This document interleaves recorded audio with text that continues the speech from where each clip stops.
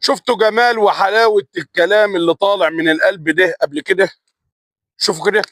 تقرب إلي عبدي شبرا تقربت إليه ذراعا، ولو تقرب إلي ذراعا تقربت إليه باعا، ولو أتاني يمشي لجئته هرولة، وما زال عبدي يتقرب إلي بالنوافل حتى أحبه، فإذا أحببته كنت سمعه الذي يسمع به، وبصره الذي يبصر به، ويده التي يبطش بها، وقدمه الذي يمشي عليها، ولئن سألني لأعطينه، ولئن استعاذني لأعيذنه.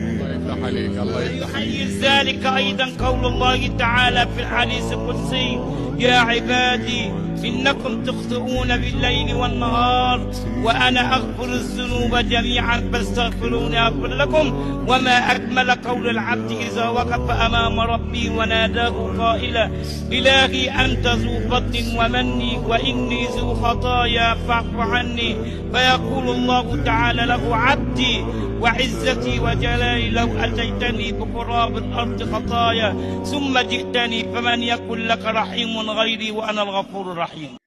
أكرمتني فلك الحمد، وسترتني فلك الحمد، ورزقتني فلك الحمد، وعافيتني فلك الحمد. لك الحمد حمدا كثيرا، لك الحمد حتى ترضى، ولك الحمد إذا رضيت، ولك الحمد بعد الرضا.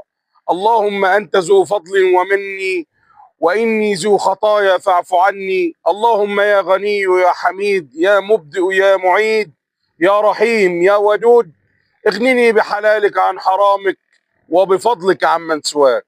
اللهم آمين.